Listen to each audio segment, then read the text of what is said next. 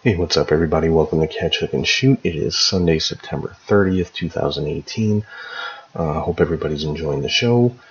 Catching it on Podbean, Spotify, iTunes, YouTube, Google Play, wherever you find podcasts. And I hope everybody's following on social media, Facebook, Twitter, Instagram, Snapchat. If you ever want to shoot me an email, it's catchhookshoot@gmail.com. And we're going to jump right into it here. The big news coming out this week is from Raw. I'm sure everybody's heard by now the incident with Liv Morgan and Brie Bella. Brie Bella delivering the it kicks in the middle of a match, and unfortunately Liv Morgan caught a couple of those kicks directly to the face, was knocked unconscious, had to be removed from the match. From what I've read, she ended up with a concussion, which I mean obviously is not a small injury, but could have been much worse. I mean, as far as anything I read, there were no broken bones or anything like that. And Brie Bella's been catching a lot of flack online for this incident. People saying she's dangerous, she doesn't belong in the ring, she's horrible, and these kind of things. And the Bella twins have never been technical ring generals or anything like that, but I bottom line is we as fans have no room to pass judgment. We've never been in that ring. We've never been put in any of those situations. And we really, I mean, our opinion as fans really has no bearing on this matter whatsoever. I think the best take on it that I heard was from Bully Ray on Busted Open Radio. He basically said, what he saw was a combination of ring rust and inexperience. Ring rust on Brie Bella's part. Obviously, she's been away from the ring for quite a while. And inexperience on Liv Morgan's part. She's only been in WWE for a couple of years. And, those two things put together, just, bad timing, whatever you want to call it. Bottom line, it was an accident. I mean, obviously, nobody goes in there with the intention to cause an injury. The main job of a professional wrestler is to protect the person they're in the ring with. And, accidents are going to happen. Like JR says all the time, it's not ballet. It's a physical contact sport.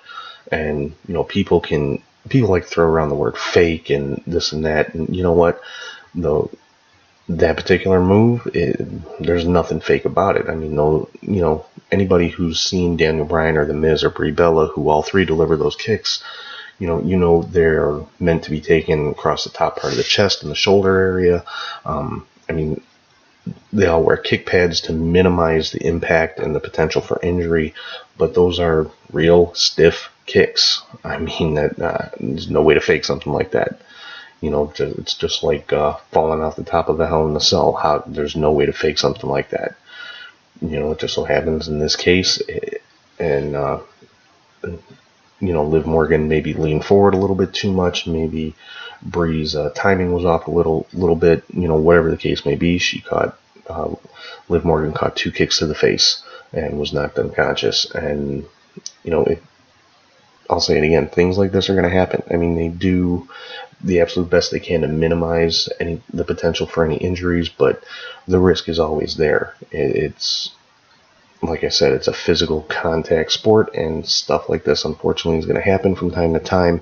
I mean, just a few years ago, a lot of people wanted to say Seth Rollins was dangerous and shouldn't be in the ring because of some injuries that happened with Finn Balor and Sting and things like that. And you know what? Seth Rollins is one of the best in the world. It wasn't a matter of him being careless or trying to injure his opponents. It just, things happen, accidents happen, and that's the bottom line. That's exactly what it was an accident. I'm sure there's no kind of ill will between Brie Bella and Liv Morgan. It is what it is. It was an unfortunate accident. Luckily, I'm sure it could have been much worse. I mean, it's bad enough that Liv ended up with a concussion, but it could have been a whole lot worse than that. And when stuff like that happens, all you can really do is learn from it and, move forward. Now, I don't know if they're going to take it to that step of maybe not allowing the it kicks anymore. I mean, there are certain moves in WWE that are banned, like a pile driver. The only person you see using any form of a pile driver anymore is The Undertaker. He's the only one that's allowed to. So WWE does take measures to minimize potentially dangerous moves like that. So I don't know if they'll go that route with the yes kicks, but we'll have to wait and see how that plays out. But I think this one just has to be chalked up to an unfortunate accident in the ring that could have been much worse, but it wasn't, and that's pretty much that. I mean, again, as fans, we have no business passing judgment on any of these performers because they go out there night in and night out, and think about how often things, how many dangerous moves are done in that ring, and there is no injury because these are highly trained, highly skilled professionals that know what they're doing in there. But even the most skilled professional technical wrestler in the world can have an accident, can mistime a move or something like that, and somebody can get injured. It's a risk that every one of these performers take every time they step into a ring, and I mean that's pretty much all you can say about it. I mean it is what it is. It was an accident, obviously wasn't intentional, and I think everybody just kind of needs to lay off of Brie Bella and just move on. I mean it happened. It could have been worse, and Liv will, she'll be back in the ring sooner rather than later, and that's pretty much all that can be said about it.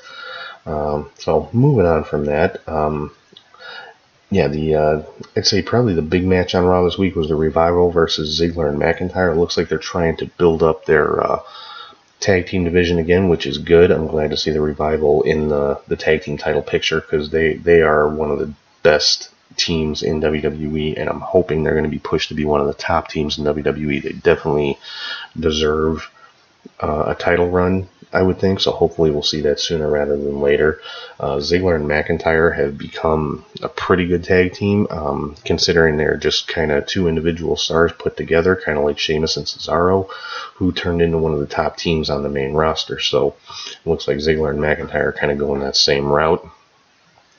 On SmackDown, we had some more advancement of the AJ Styles and Samoa Joe storyline. Of course, Samoa Joe showing up at AJ's house and that whole vignette. I really dug that whole angle on Tuesday night. Just really put a lot of heat on Joe. Just made him, and just they're making him out to be a tremendous heel, which he is. I mean, Samoa Joe's a natural heel. I've never been fond of him as a babyface. As a heel, he's one of the best right now. And then we saw the sorry about that. Saw Randy Orton attack Ty Dillinger. I'm not sure where they're going with that. If this is just kind of Orton just running roughshod, doing whatever he wants, or if they're gonna try to involve Dillinger in an angle, which would be great. Ty Dillinger, since he's been on SmackDown, hasn't had a very prominent role, hasn't had any major storylines.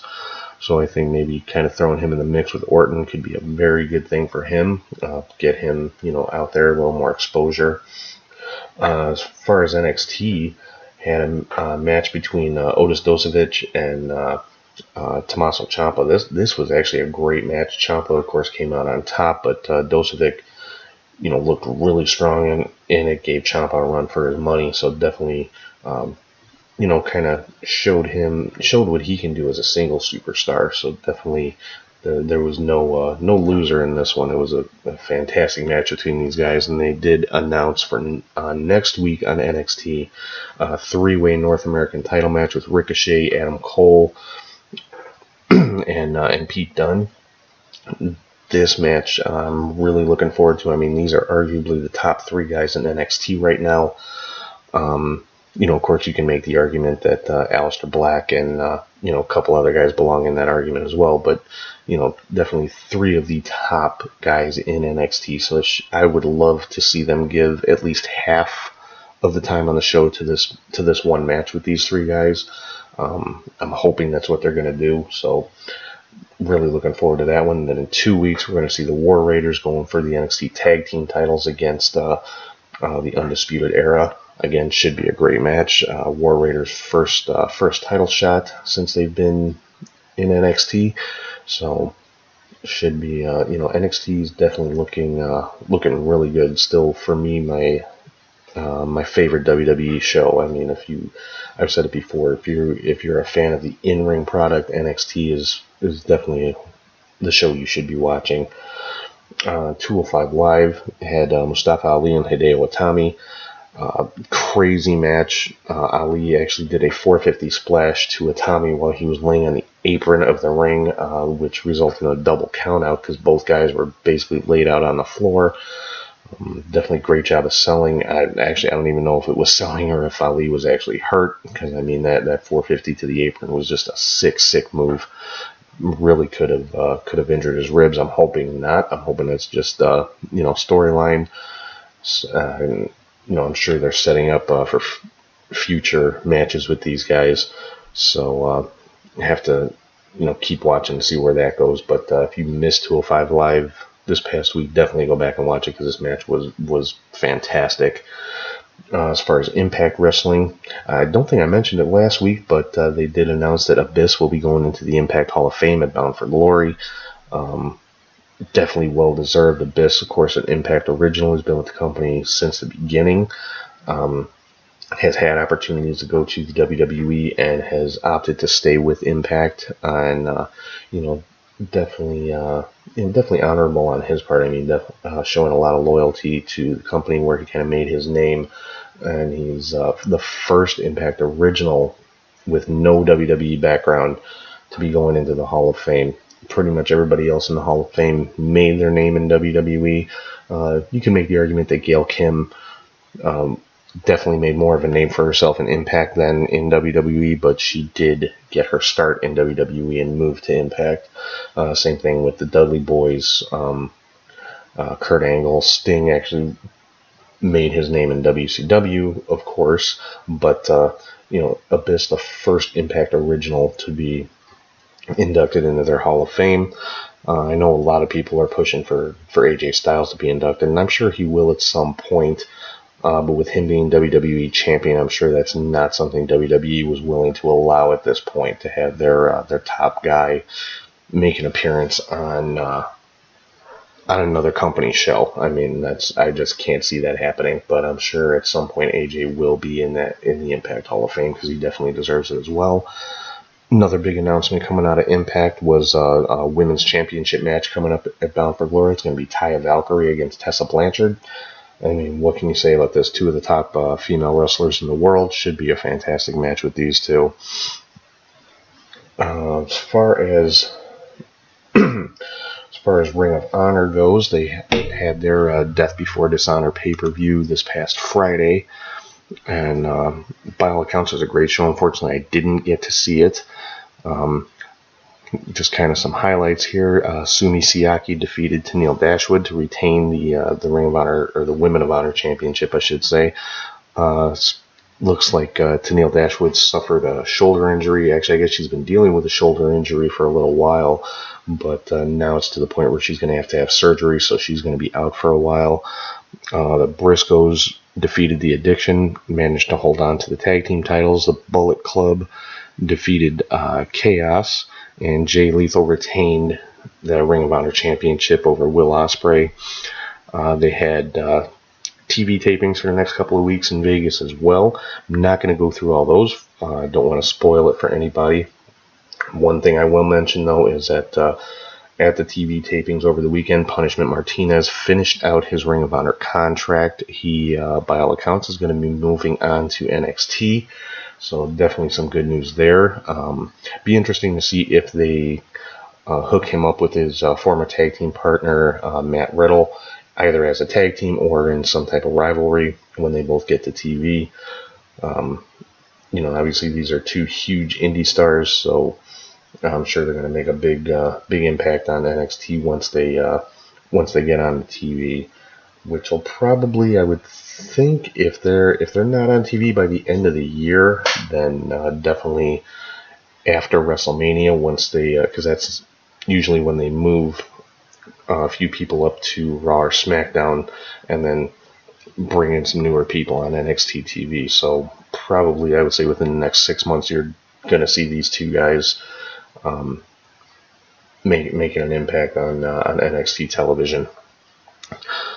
Let's see, some more interesting news here. I did read online that I guess Cody and the Young Bucks are talking about releasing an all-in DVD. I'm definitely excited about that. If that's the case, once that comes out, I will definitely be getting my hands on a copy of that. I'm hoping they'll release it with the all the footage from Starcast as well, maybe like a deluxe package or whatever you want to call it, that has all of the Starcast footage, all the shows that were on the Fight Network and things like that, and on Twitch and everything.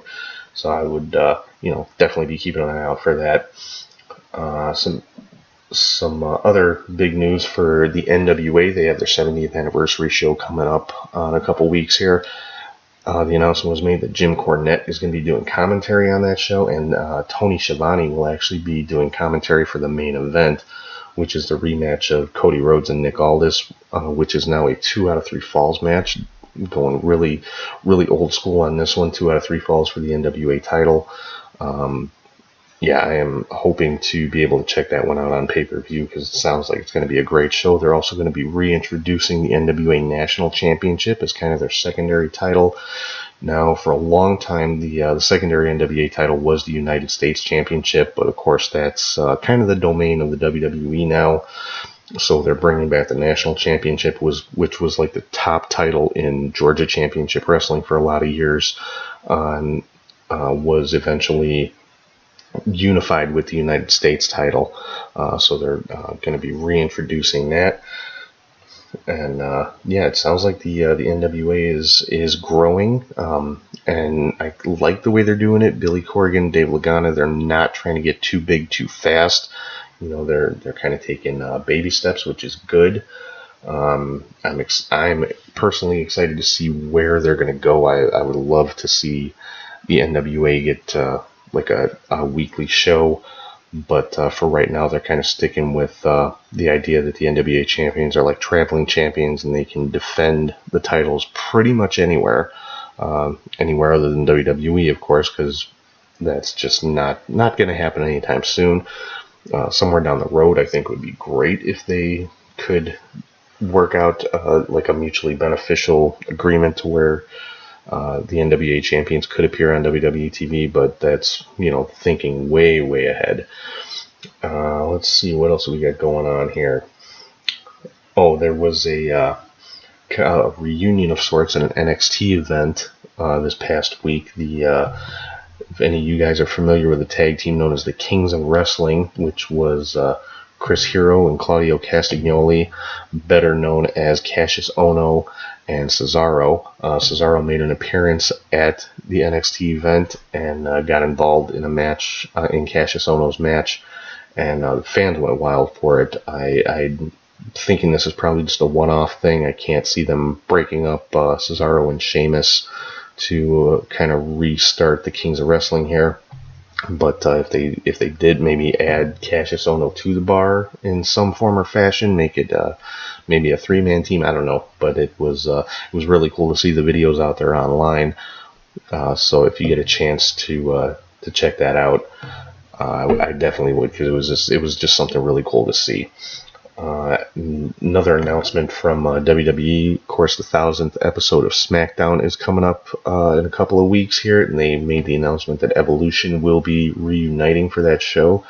Evolution, for those that don't remember or weren't watching at that time, is Triple H, Randy Orton, Batista, and Ric Flair. So all 4 of those guys are going to be at the 1000th episode of SmackDown. I'm definitely going to be watching that because Batista, of course, has been out of WWE for a couple of years now. And Ric Flair hasn't been on WWE TV in a little while, so it's going to be really cool to see all 4 of those guys back together.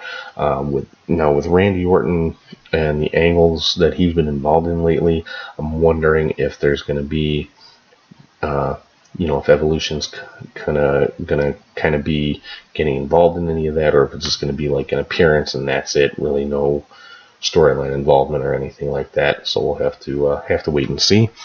And of course, we got the New Japan Fighting Spirit Unleashed pay-per-view was tonight. It's actually still going on as I'm recording this. I'm kind of refreshing here to get some. Looks like it probably just ended. So let's see some of the big matches going on here. Looks like the Addiction defeated the Bullet Club, Hangman Page and Chase Owens. That's a little bit of a surprise to me. Let's see, Gorillas of Destiny, Tama Tonga, and Tongaloa defeated the Young Bucks. That's a huge surprise. So the new IWGP Tag Team Champions are the Gorillas of Destiny. And Cody Rhodes defeated Juice Robinson for the IWGP United States Championship. So Cody Rhodes is now a dual champion in 2 promotions. He is the IWGP United States Champion for New Japan, as well as being the NWA World Heavyweight Champion. So congrats to Cody Rhodes. That's huge. Honestly, to hold both of those titles in 2 different organizations, 2 of the top organizations. I mean, I know a lot of indie wrestlers hold multiple titles across multiple organizations, but to have 2 high-profile titles like that is a pretty big deal. Looks like also in the main event of the night, the Golden Lovers, Kenny Omega and Kota Ibushi defeated Chaos, which was represented by Kazuchika Okada and Ishii. I'm sure that was a great match. I again didn't get a chance to actually watch the pay-per-view. Definitely wouldn't mind going back to check out a few of these matches though, because it looks like it was a great show. And yeah, to me, a couple of surprises there. Like I said, Gorillas of Destiny, new IWGP World Tag Team Champions, and Cody Rhodes is the new IWGP United States Champion. So that's pretty big. And let's take a look here just to confirm.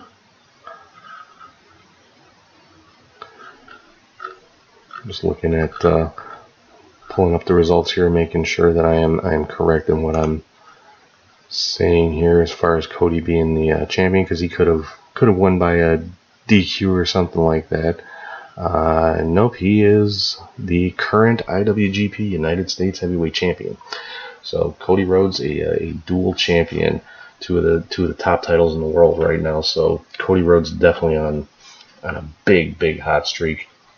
So kind of the topic I wanted to get into on today's show is right now in wrestling there are 10 basically top world heavyweight champions, and I'm talking about the top champions from the main promotions in the world right now, which are Lucha Underground, Impact, Ring of Honor, WWE, NWA, IWGP or New Japan, AAA, and MLW. I'm kind of calling those the top 10 champions. I know that I didn't name 10, but when I say WWE, I'm talking WWE Champion, the Universal Champion, and the NXT Champion. So WWE counts for 3 in this particular list. And what I'm basically doing is ranking these champions from 10 to 1. And as always, this is my opinion. This isn't the end-all be-all. If you agree with me, great. If you disagree with me, hey, shoot me an email, leave me a comment, let me know what you think. Maybe I got the order wrong or something like that. But I'm going by the current world champions in these 10 company or 10 promotions. So let's kind of jump right into it here. Number 10 on my list, and I'm sure everybody would agree with this for the most part, is WWE Universal Champion Roman Reigns. A big part of being champion, the face of the company, is kind of not only having the company behind you, but having the fans behind you. And unfortunately for Roman, he just doesn't have that. Fan support for him is split at best. Which is unfortunate because, like I've said many times, I'm a fan of Roman Reigns. I like what he does in the ring. He doesn't cut the best promos in the world, but hey, not many people do. There's very few guys who you can say cut the best promos in wrestling, and unfortunately, Roman Reigns is not one of those guys. So that to me puts him at number 10. Number 9 is the Lucha Underground champion, and this is now the current champion. He's not the champion on TV yet, so if you don't want to know who this is, if you don't want the spoilers as far as who's going to be champion at the end of the current season, hit mute on your computer or your phone for the next 10 seconds. But the number 9 for me, the Lucha Underground champion right now, is Jack Swagger, or I believe he goes by the name of Jake Hager in Lucha Underground. Swagger, again, fantastic in-ring performer, amateur champion, not many people better in the ring than Swagger. But again, I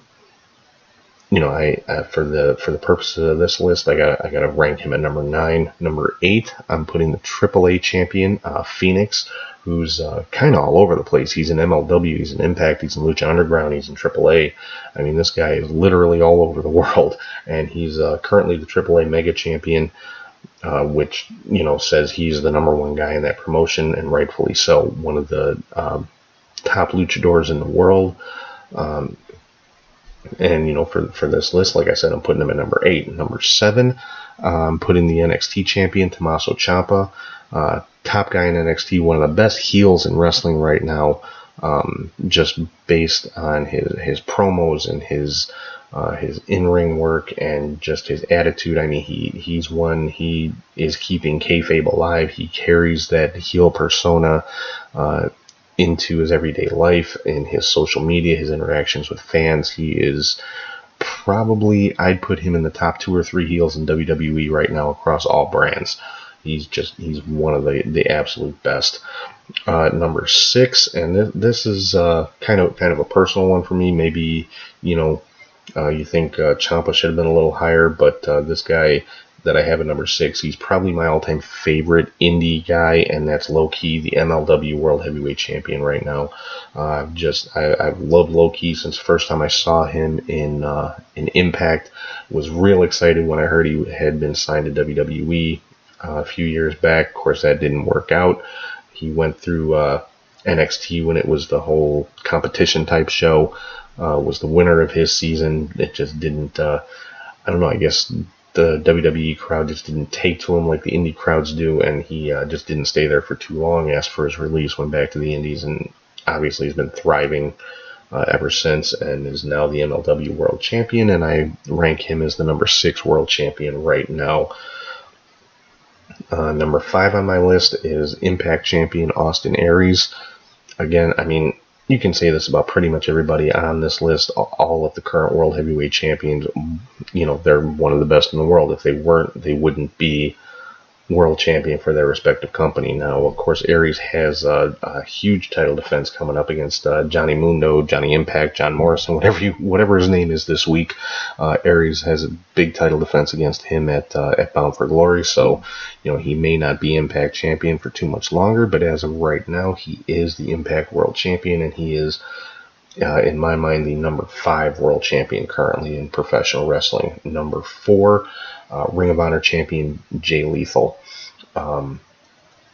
Yeah, I mean, what can be said about this guy that hasn't already been said? One of the best indie guys in the world. He's been through Impact. He's been a mainstay in Ring of Honor. I believe a 2-time Ring of Honor champion now, and I had the pleasure of meeting him at StarCast. Just a really cool guy, really nice guy, and just one of the best in-ring performers. Also a trainer. He's trained a number of current wrestlers out there, and he's one that definitely deserves a spot that he's in. And for me, he basically is the number 4 wrestler in the world right now, so that's not a bad spot to be in. Number 3 for me is WWE Champion AJ Styles. I mean, he's been one of the top guys in the world for quite a while now. Former Impact Champion, former IWGP World Champion. He's been all over the world. He's been a top guy in every company he's been in, and to me, AJ the number 3 wrestler in the world right now. Now for 1 and 2, this was actually really hard for me to decide between these two guys who's going to be number 1. But the person I put in the number 2 spot, the IWGP World Heavyweight Champion, Kenny Omega. Now, a lot of people would say he is the number 1 wrestler in the world right now, and I can't argue with that. If you think he's number 1, hey, I'm not going to argue with you, because he, could very easily have been in that spot for me as well.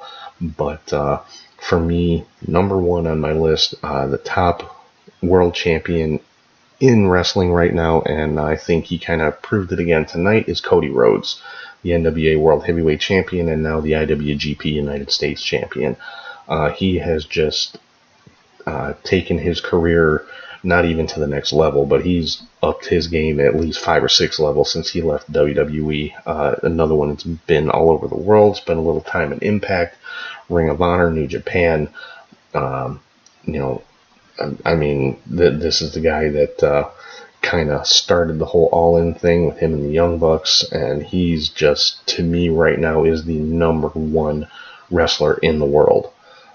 Like I said, argument could be made that Kenny Omega deserves that number one spot, and I wouldn't argue with you if that was your take on the matter. But for me, for my money, the NWA Championship has always held a very special place in my heart. Of course, you can see I've got a replica that's sitting right here, and I've always viewed the NWA title as the true World Heavyweight Championship, and the fact that it's right now around the waist of a Rhodes just makes it that much more special. So for me, for my money, number one world champion right now is Cody Rhodes. And so, hey, maybe you agree, maybe you disagree, maybe you think my order's way out of whack, but these are the top 10 World Heavyweight Champions in pro wrestling right now.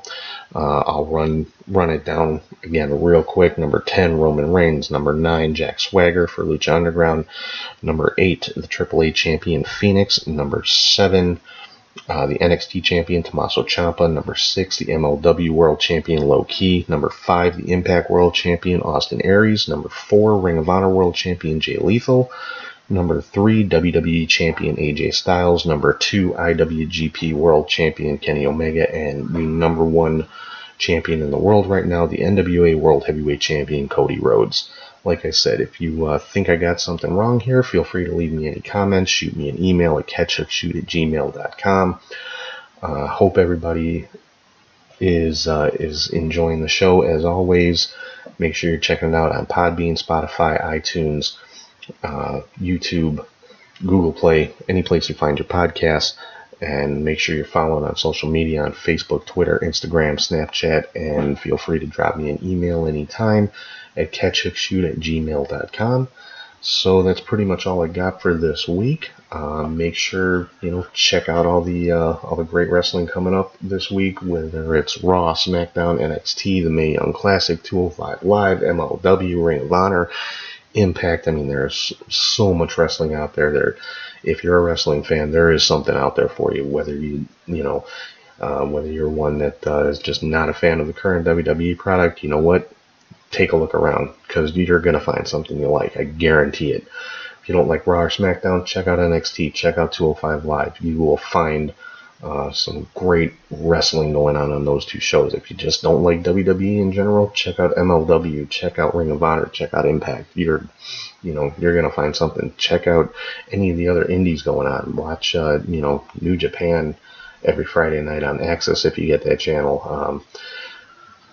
It's just such a great time to be a wrestling fan right now. There's so much out there to see, so much to look forward to, with so many different big events coming up. So I'm going to sign off for right now. Hope everybody has a good week, and I will talk to you guys soon.